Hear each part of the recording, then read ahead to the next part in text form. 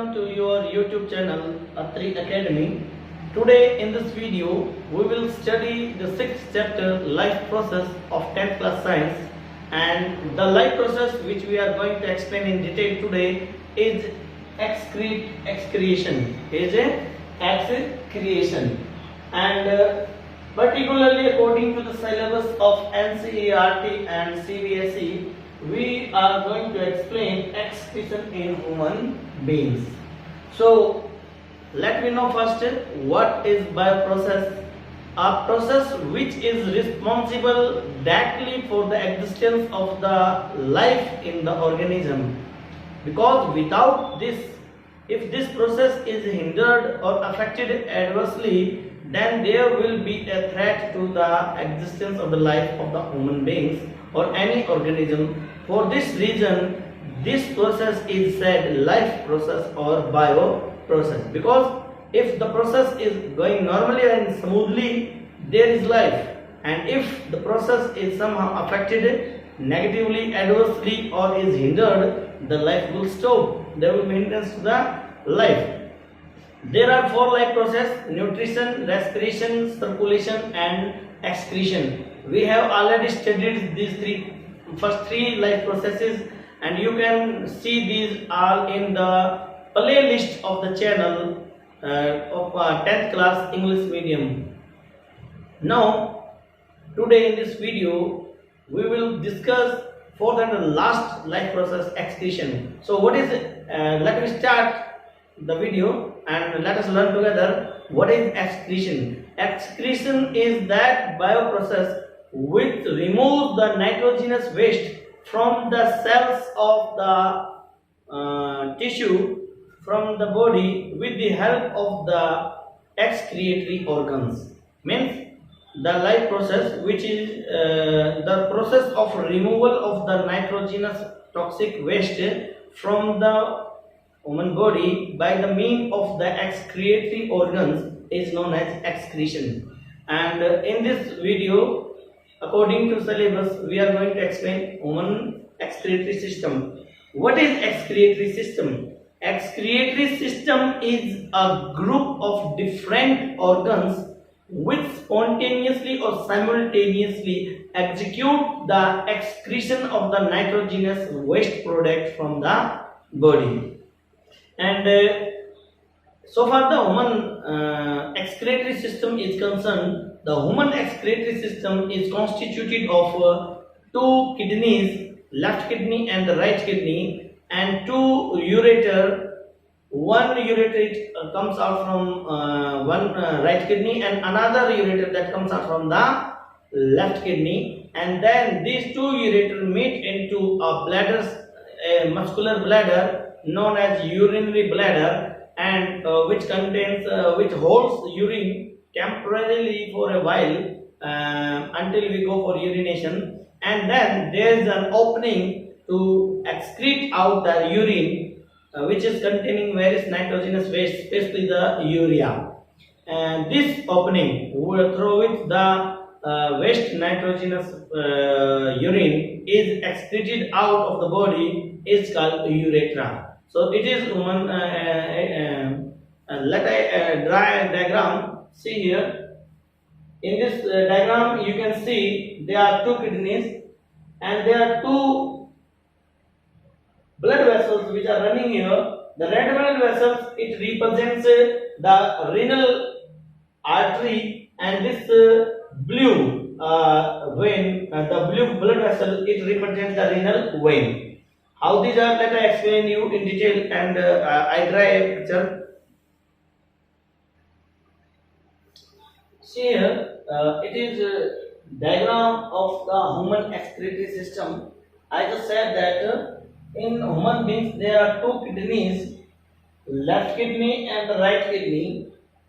These kidney in the human beings are present on both the sides of the vertebral column. Underneath these, where the ribs end, below they are here. At one end, on the right hand side present right kidney, and on the left hand side there is present left kidney. The kidney is also known as renal. So there are two kidneys, left kidney and the right kidney. So far the size is concerned, the size of the woman kidney is known about 4.5 inch in length, 2 inch, approximately 2 inch in width, and 1.5 inch in thickness. These two are covered with a protective layer, and this protective layer is known as renal peritoneum. Peritoneum, to which we in Hindi say Vrakak Avrana. It is a Avrana, means it's a covering which protects kidneys from the mechanical injuries, usual mechanical injuries due to the unusual body movement, all of a sudden an exert and something like that. So then there are two ureter. These two ureter, left ureter, right ureter. From each kidney there come out two ureter to carry the urine formed by the filtration of the blood in the kidneys, and this urine is taken up by the is carried by these two ureter, left and right ureter, to a muscular structure. Is a hollowed structure known as the urinary bladder. These two ureter, they run down in, and this abdominal urinary bladder is situated at the bottom of the abdominal cavity, and the opening of these ureter in the urinary bladder is guarded by the valves, and these valves are known as urecovesical valve. It is urecovesical valve of the right hand side, and it is urecovesical valve of the left hand side. These are here. See, with this bracket, urecovesical valves. These valves, they control the flow. They check the flow of the urine back to ureter. Whenever there is any muscular pressure on the wall of the bladder, this woman bladder, it usually can hold temporarily about 600 ml to 800 ml urine, and the contraction of this develops pressure on the urine and this and on the wall, and this pressure on the wall of the urinary bladder, it is taken as the urge to urinate. And when we feel this, we release this urine from an opening, and this opening is known as urethra. This opening is known as urethra. This excretion of the urine through urethra, it is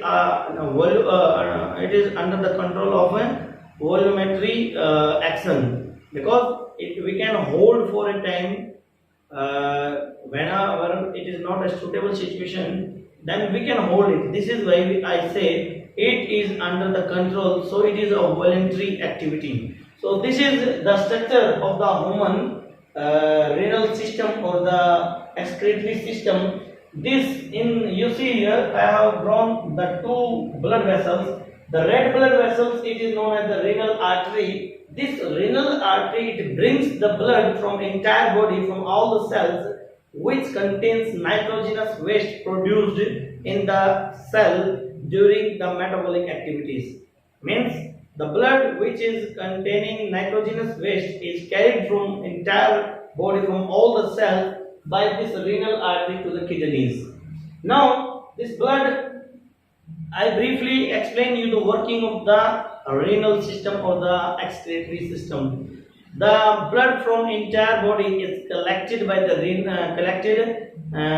from the cells, and then by the means of the renal artery, this blood is taken into the kidneys, and in the kidneys the blood undergo filtration.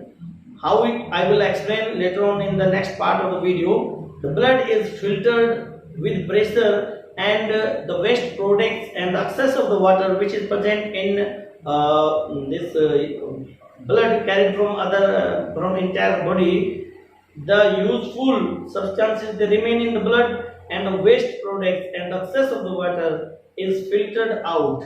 This filtrate is known as urine, and this urine from this kidney is collected from these by the two muscular tubes. These two muscular tubes are known as ureter, and in the normal human being, the ureter is of the length of about 25 centimeter to 30 centimeter, approximately 10 inch to 12 inch.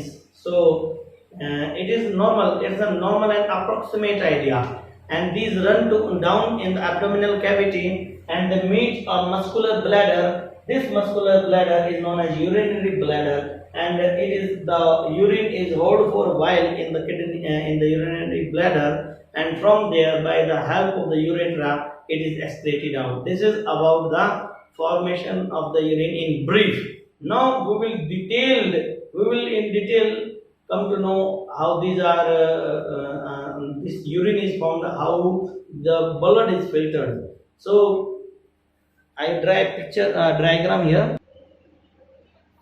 See students, here I have drawn a diagram here which represents the internal structure of a kidney, and the unit, the cell which execute the filtration of the blood, means the nephron. It is the diagram for the. Let I explain in details. In brief summarize, human kidneys, these are consisting every human kidney consisting about 1 million of the tubular cell. These are the actual unit which are the structural and functional unit of the kidney.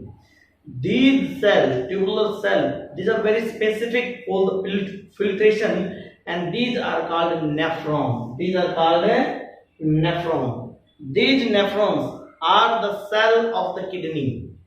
These are tubular in structure, and the filtration of the blood is executed in the nephron. Every kidney has about 10 lakhs or 1 million of nephron in them.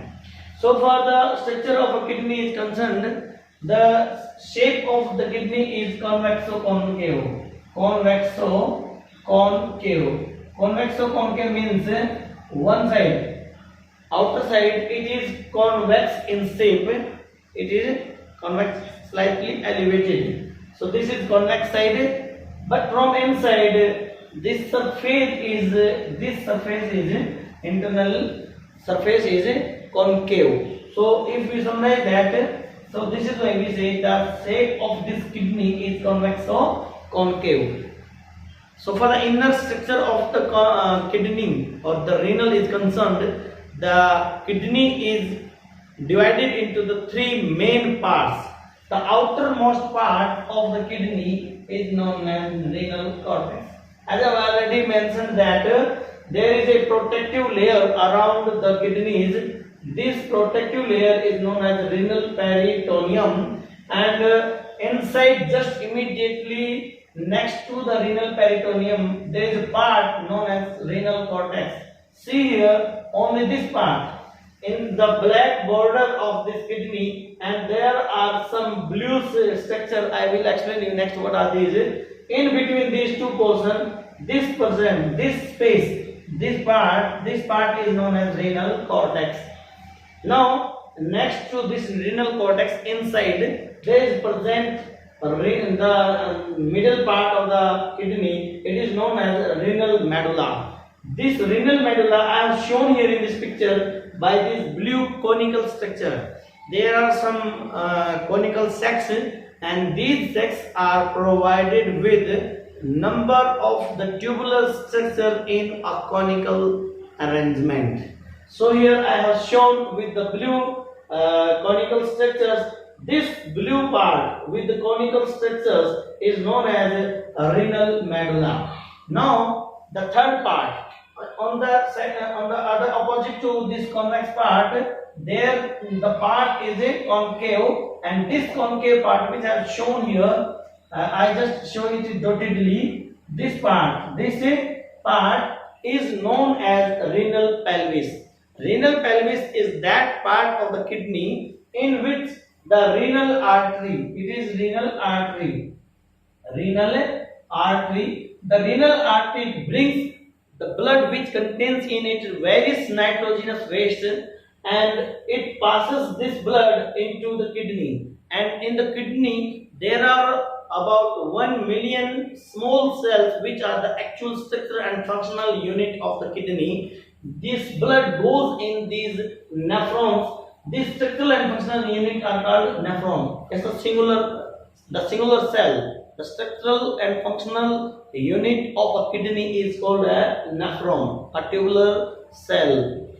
This blood, it is filtered in the nephrons, and after all the wastes are removed from the blood, this blood then passes out through another blood vessel. This blood vessel is known as a renal vein. This blood vessel is known as renal vein.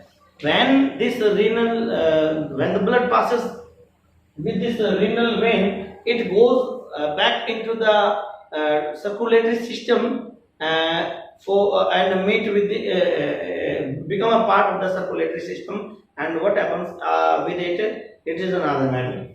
Now, after the filtration, the waste and the extra water which was present in the blood, these all the nitrogenous wastes in dissolved form, they come into water, and the excess water is filtered here, and this filter is known as filtrate. The liquid which is formed after filter is known as a filtrate, and this filtrate is urine, and this urine passes out of this renal pelvis through an tubular structure. This tubular tube, this muscular tube is known as ureter.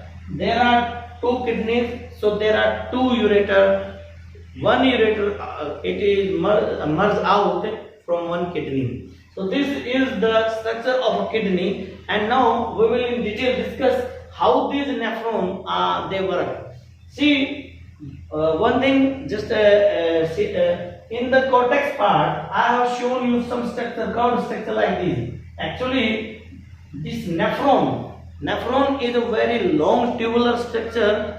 The one part it is consisting. The nephron, I am telling you about it. Nephron, a single unit, structural unit.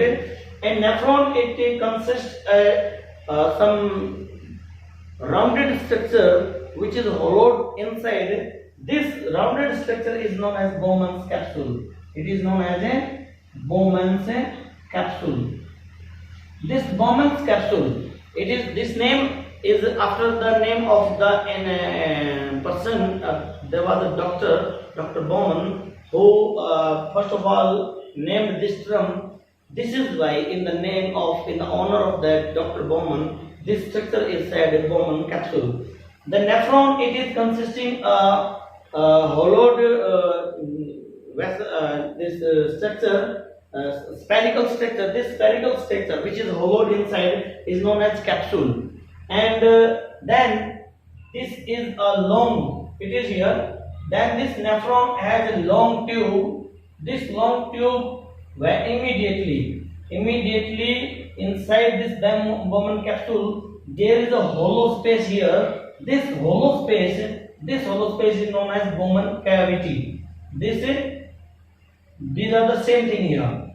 So here it is Bowman's capsule, and in the Bowman capsule this hollow space is known as Bowman cavity. Then a coiled tube, it runs out. It's a very long tube. It runs very coiled. This coiled part of this nephron is known as proximal convoluted tubule, to which we in short say PCT, proximal convoluted tubule. Again, I say you, there are about 1 million nephrons in a kidney, and one nephron is a very long tubular structure. At the beginning of this nephron, there is a spherical rounded structure which is hollowed inside. This rounded spherical structure is known as Bowman's capsule, and it is hollowed from inside here, and this part of this Bowman capsule is known as Bowman cavity. Now, the hollowed space inside this Bowman capsule here is provided with number of the arteries. It is the blood vessel which it comes from the renal artery. because the renal artery, there are about 1 million nephrons. So the renal artery, it is the single artery which enter into the kidneys. Now from this single kidney renal artery, number of the branch equal to the number of the nephrons divided, and so the arteries they become very branched, and they find branch which bring blood to a particular nephron are known as afferent artery. You know, there is a one major blood vessel which is known as renal artery. This renal artery is a one artery which brings blood containing nitrogenous waste from entire body. Now this artery, it divides into many fine branches. These fine branches equal to the number of the nephrons, because every branch enters into one nephron. This branch of the renal artery which enters in the Bowman's capsule containing nitrogen waste blood in it, this branch of the renal artery is called afferent artery. It is known as afferent artery. Then this afferent artery enters into the holoid part of the Bowman's capsule. In the Bowman's capsule, it becomes it forms a network of very fine capillaries, very fine capillaries, and these capillaries they provide the space for the filtration of the blood containing nitrogenous waste. Now, when the blood is filtered here, these very fine capillaries, they again unite together to form a blood vessel which takes out the blood from this Bowman's capsule. This tube, this blood vessel which takes the blood after filtration. The blood filtration is not complete here. The blood after filtration, it passes into a tube. This is known as afferent artery. So you see here, from the renal artery, the fine branch, it enters carrying nitrogen waste containing blood into the Bowman's capsule, and it forms a very fine and net of the capillaries. This very fine net of the capillaries is known as a glomerulus. This is known as a glomerulus. The blood is filtered in the glomerulus. Actually, this is glomerula, which is the actual filtration site of the nephron. Now the waste are filtered out, and the blood which comes out of this glomerula is enter into a blood vessel. This blood vessel is known as afferent, which carries the blood in the glomerula is called afferent, afferent, afferent. And after the filtration of the blood is carried out from another blood vessel. These blood vessels which carry the filtered blood are known as efferent arteries. Efferent afferent arteries. How the blood is filtered here? See here. I will explain you further in the next segment. Now the Bowman capsule, it runs down with a long coiled tube. This long coiled tube, this is from here to here. This long coiled tube which comes out of the Bowman's cavity, it is known as proximal convoluted tubule. Now, then this coil, this tube, it becomes straight of the U-shaped loop. They become straight. Now, this part which is consisting this proximal convoluted tubule and Bowman's capsule, this part of the nephron is present in the renal cortex.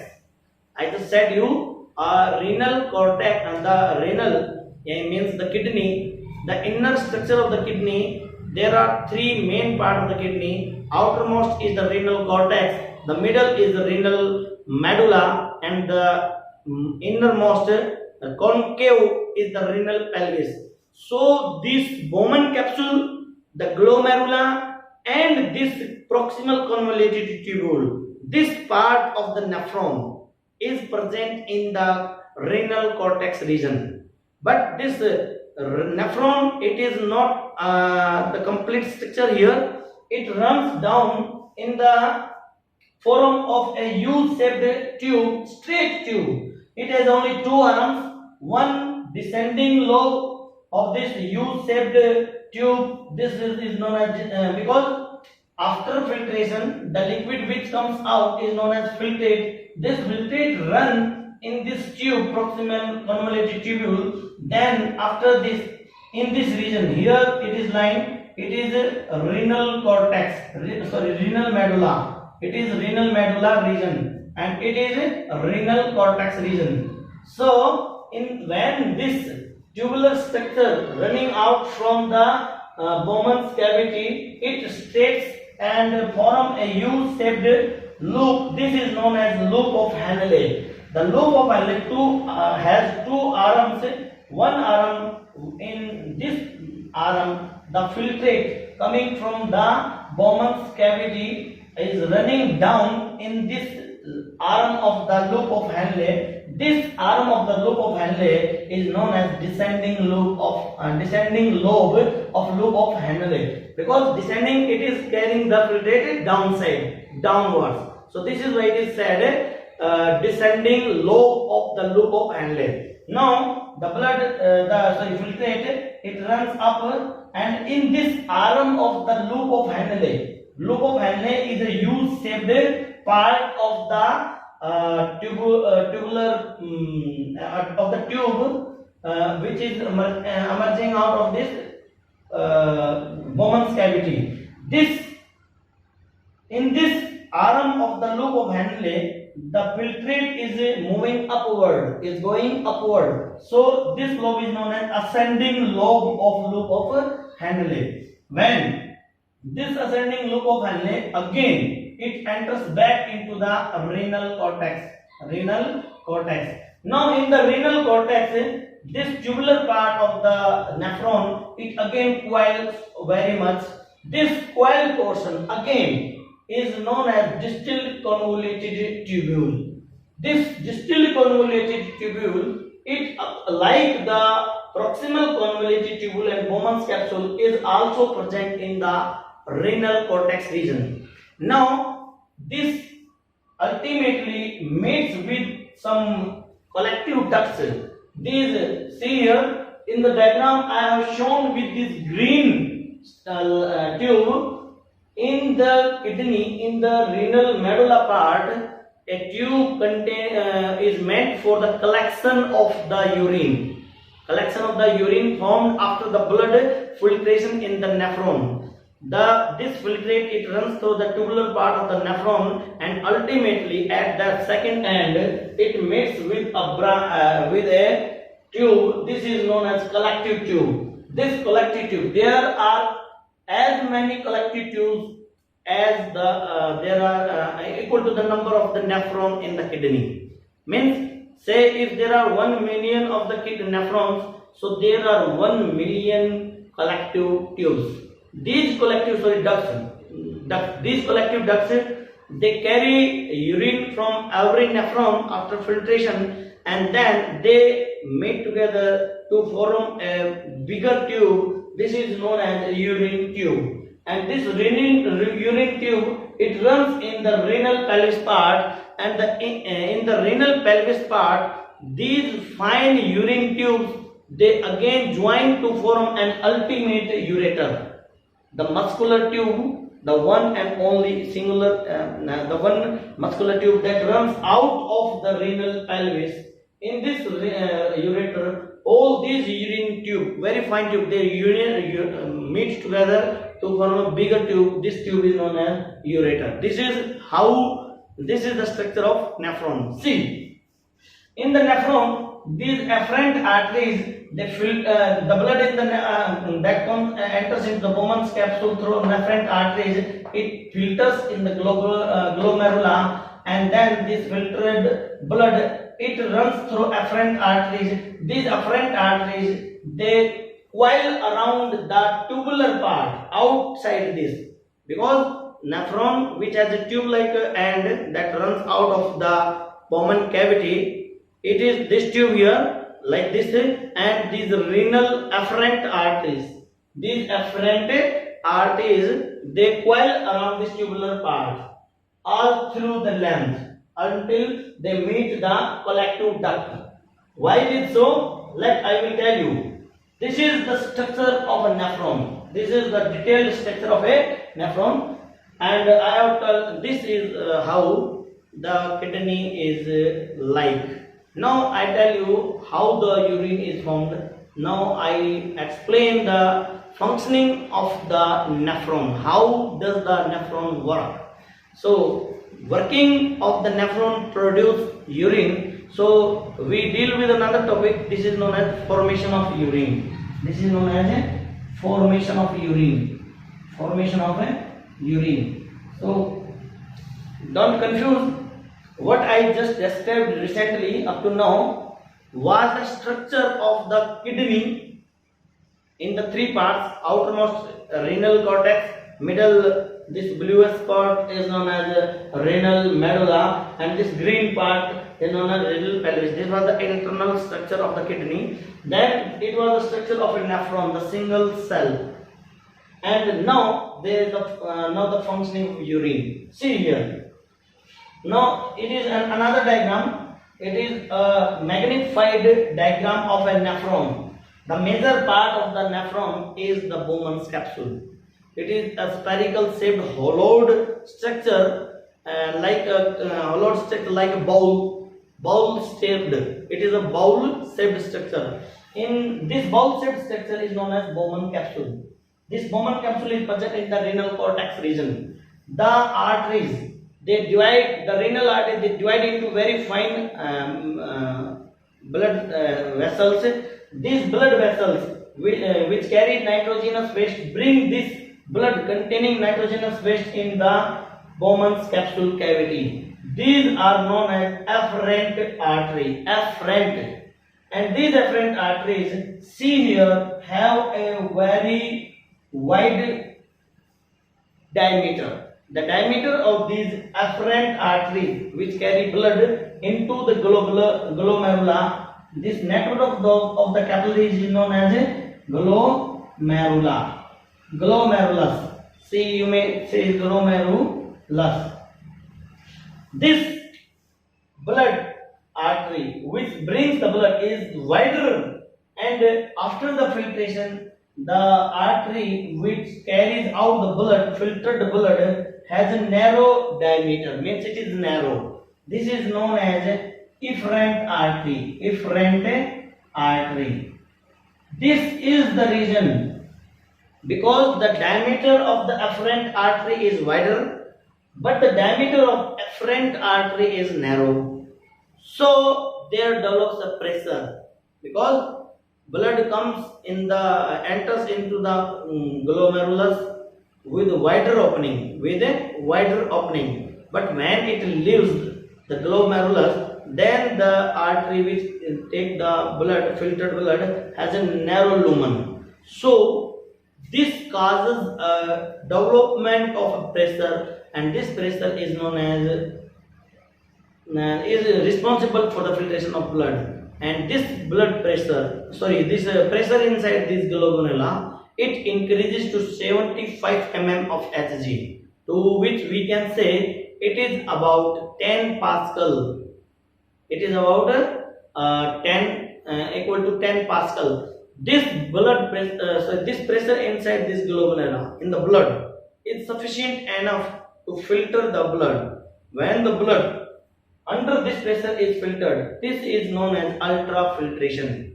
The filtration of the blood under this pressure, which is developed due to the wide and narrow lumen of the arteries, this is known as ultrafiltration pressure. This ultrafiltration pressure is about 75 mm of Hg, approximately equal to 10 Pascal. This pressure is sufficient enough to filter the water and the nitrogenous waste dissolved in it, and some ions like sodium, potassium, and other ions, glucose as well. But the blood cells, RBC, WBC and platelets and plasma protein, it is not filtered here in this glomerula. This unfiltered part, which is containing blood vessels, blood cells and plasma protein, it passes out of the glomerula through afferent artery and run through these afferent arteries which are coiled around the tubular part of the Bowman of the nephron. This here, when this blood it passes through these afferent arteries, these afferent artery, when they coil around this tubular part, after the filtration, the liquid which is separated from blood is known as filtrate.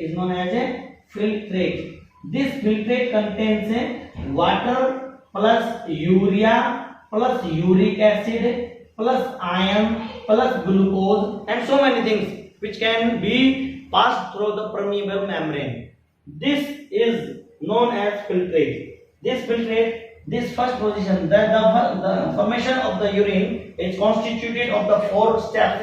The first step is the filtration and ultrafiltration. Here, in the filtration process, due to the ultra pressure, the filtrate is separated from the blood. This filtrate, it contains waste product as well as some useful products. So, when these afferent arteries they run around this tubular part, the useful substance like glucose and some important ion, sodium ion, potassium ion and other important components, they are reabsorbed back. Into the afferent arteries. Now, if some filtrate after, when this blood filters here in the glomerula, there is a possibility of having some nitrogenous waste which are not filtered here. If any such substance is present in the blood in the afferent arteries, then these nitrogenous wastes, if any present, again released, secreted back into the tubular part of this tubular structure of the Bowman's capsule. So these are 3 in the formation of urine. These are the 3 processes. First is the filtration. The filtrate is formed containing both waste and useful substances. Then in the second process, reabsorption takes place. It is by some hormonal activities. There are some hormones. Because of these hormones, the useful substances are again reabsorbed in the arteries, and if some waste products and excess of the water which could not be filtered here due to ultrafiltration passes in the afferent arteries, that waste is again released, secreted back in the tubular part. The third process is known as secretion. Now, after secretion, the liquid which is this ultimate final liquid after secretion is known as urine. This urine is consisting extra water present in the body, excess of the water, and it contains in it dissolved form of urea, uric acid, some excess ions like sodium, potassium and erotic bodies, and sometimes it is urea also in case that is in diabetic case. This filtrate is ultimately, which after the secretion forms, is known as urine, and then this urine is excreted out. This urine is ultimately, it is this point, ultimately by now this length of the tubular part of the nephron is such a long that it ensures complete filtration, reabsorption and then secretion. This length is why? Because to ensure the reabsorption of the useful substances which were filtered in the filtrate, and then at the same time ensures the secretion of the waste remained somehow which could not be filtered in the glomerulus. These are secreted back into the liquid running inside the tubes coming out of the Bowman's capsule. Now, this liquid is known as ultimately urine. This urine is then collected into some very fine branches. These are fine branches are known as the collective duct, and these collective ducts are the fine branch of the urine tube. There are many urine tube which run in the medulla part, cortex, renal medulla, and these from different region of these covering all the nephrons.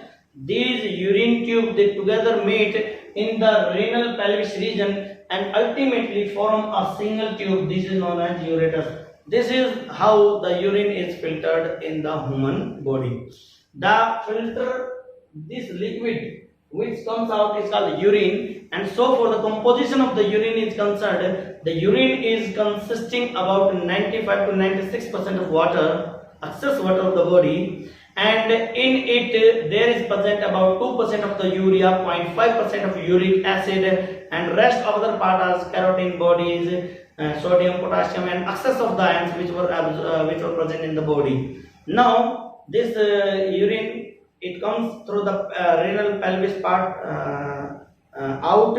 It comes out from the renal kidneys to the renal pelvis part with these ureter. These ureter run down and collect this urine into the muscular hollowed structure called urine bladder. This urine bladder is under the voluntary control of the muscles, and it opens out with an opening. This opening is known as urethra. In the male, in both male and female, this urethra is the passes meant to excrete out the urine. But in case of human beings, in male of human beings, this urethra also serves the passage for the discharge of the semen during the copulation, and this is all about the kidney, structure of the kidney, nephron, and structure of the nephron and the working of the nephron. This urine which is formed immediately has an acidic pH about 4.5, and if it is hold in the urinary bladder, its pH varies, and the pH of this urine can be equal to 7.9. So the pH of the urine varies under certain condition from 4.5 to 7.9 or 8.1. This sometimes due to the deficiency of the water in the body, the water by the role of the vasopressin hormone is reabsorbed. So the amount of the urine, amount of the water excreted in the urine is decreased, because this pressure is very high pressure. About 180 liter of the blood passes is filtered in a day, in a course of 24 hours in a normal human beings, and of 180 liter of the blood, only 1.5 liter of the urine is formed. And if some for some reason there is a scarcity of water in body, means the water level is less, then the vasopressin again causes the reabsorption of the water here in the second stage, and the amount of the water released in the urine is very less than in situation when the water content inside the body is less. It is less than 1.5 liter. Secondly, in the reabsorption, the point to note for some competitive exam is that if 100 ml of the filtrate is filtered out through glomerula due to ultrafiltration, suppose due to ultrafiltration 100 ml of the filtrate is produced. Of the 100 ml of the filtrate, 99 ml of the filtrate is reabsorbed again. This is the ratio of the reabsorption. This 1% of this filtrate, it is urine. It is urine. Sometimes you must have noticed that the urine, it consists some pink yellowish color. This yellowish color is because of the decomposition of hemoglobin, a pigment, respiratory pigment, due to certain biochemical reaction. This hemoglobin, it decomposes into two things, urochrome and urinol. This yellowish color of the urine is because of the urichrome, and there is a particular distinct smell in the urine This smell is because of the urine. These both are formed due to the decomposition of hemoglobin. Hemoglobin present in the blood for the transportation of the oxygen is decomposed somehow. This is another topic. And this decomposition it produces urichrome, which imparts yellow color in the urine, and also produce urinode, and the characteristic smell in the urine is all because of the urinode. Now, in some cases, there is another process known as the diuresis. The normal, I just said, after the filtration of 180 liter of the blood, they produce about 1.5 ml of the blood, ml of the urine usually, but this amount of the urine it is increased in some cases. The excess of the urine is formed. Formation of the excess of the urine is known as diuresis. What is diuresis? Diuresis is a process of the formation of excess of the urine in human beings. Why it is formed? There are many reasons. Some substances, when they are present in the body, they causes over production of the urine. Such substances are known as diuretic substance. These are known as a diuretic substance. See here, don't confuse. Take a notice.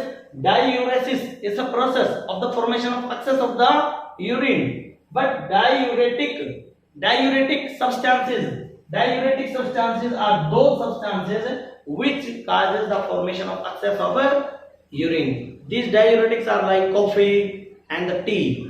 The caffeine present in the coffee and tannin that is present in the tea, it stimulates the formation of more urine. So these are called diuretics. These are known as diuretics.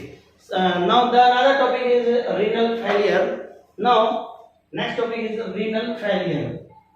Renal failure, I explain you in detail. So please hold the time, minute. Students, here is another diagram. The next and the last topic of the video. There is a term which is known as renal failure. What is this called? A renal failure.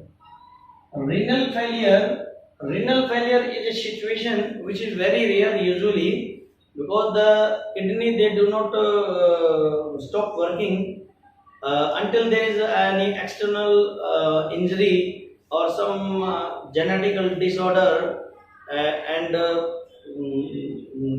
feeding habits are not good. The person is taking more alcohol, consumes alcohols, or takes very large amount of the antibiotics and certain chemicals uses. So this can cause the renals, the kidneys, to stop filtration of the blood. The non-ability of the kidneys to filter the blood is known as renal failure. It is a very rare situation. If the kidneys they fail to filter the blood, then this toxic urea, nitrogenous waste, it accumulates in the body and it is being toxic, can cause the death of the patient. Otherwise, it is in extreme case it can cause death. Otherwise, it will make the life processes unstable. So there is a strong need for these nitrogenous waste to be removed from this. In this situation, when the patient is having both of his kidneys not working, then there is another process which is known as dialysis. It is known as a dialysis. Dialysis. What is dialysis? Dialysis is a process of the artificial filtration of the blood of the person whose kidneys are not working. This is done with the help of a machine. This machine is known as dialyzer. And in this picture that you can see is a dialyzer. Dialyzer, it is shown simply. Dialyzer is a machine. It is a very simple machine. It has two main parts and three components which can filter the blood. See, a dialyzer contains a big tank. This is here shown with the black border. This is a tank. It is known as dialyzing tank. This dialyzing tank, in it has many tubular, which are semi-permeable in nature. Semi-permeable tubes, well coiled, are present in this tank. As you can see here in the red color, I have shown these tubes. These are very much coiled and present throughout in this tank. And the wall of these tubes, it is permeable in nature. So when the person is having renal failure, the blood is taken from the artery, because the artery is that which carries the blood from heart to tissue. This the blood containing nitrogenous waste is taken out from the arteries, and because these arteries have very high pressure, due to this pressure, this a cut is made on the arm of the patient, and from the artery the blood is taken into this tube which runs in the dialyzing tank. In the dialyzing tank, a filter, a liquid is filled. This liquid is known dialysis fluid. It may be a very pure water, simple water, and when the blood containing nitrogenous waste, it passes through these tubular structures, being permeable in nature. It allows, as you can see here in the red tube, there are green dotted. These green dots, they represent the nitrogenous waste, because the nitrogenous waste are present in more concentration in the blood, and the dialyzing fluid which is present in this dialyzer tank, it is containing no waste product. So these nitrogenous waste, these diffuse out in the dialysis fluid, and the tube is so long that it ensures the passes of all the waste into the dialyzing fluid by the time it reaches into the second end of this tube. You can see here in this picture there are these green dots. They represent the concentration of the nitrogenous waste. The concentration of the nitrogenous waste is very much here at the point of entry. As this blood passes in the tube, these nitrogenous waste, they start to diffuse in the dialyzing fluid, and as a result, you can see in the tube the concentration of these nitrogen waste goes on decreasing here, and ultimately this tube is so long that by the time it reaches to the second end of the tube, all the nitrogenous waste, they are passed out of this blood into the dialysis fluid. And this dialysis fluid, it is supplied in the dialyzing tank, is frequently changed. If the process of diffusion is affected, the rate of the diffusion of the nitrogenous waste in the tank, it decreases. In that case, the dialysis fluid is replaced with the fresh dialysis fluid, and this waste, the fluid containing nitrogen waste, is removed from another end of this dialyzer.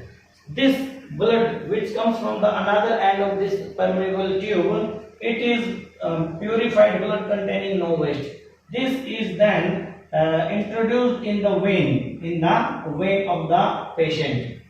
See, the point to note is that when the blood is to dialyze, hemodialysis means the filtration of the blood by artificial means of the dialyzer with the help of a dialyzer is known as hemodialysis. When the hemodialysis is done, the blood is taken out of the body from the artery, and then the purified blood is entered in the body of the patient through vein, because it is vein which carries this blood to heart.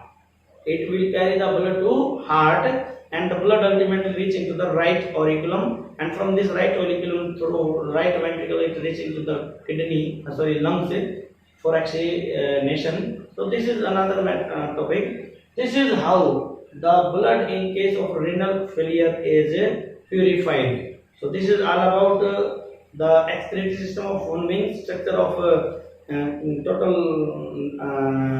all organs of the excretory system, internal structure of the kidney, structure of the nephron, formation of urine, and this dialysis. Now the next and last topic, excretion in other animals. Because the human beings, these are the most developed organisms, and other mammals also.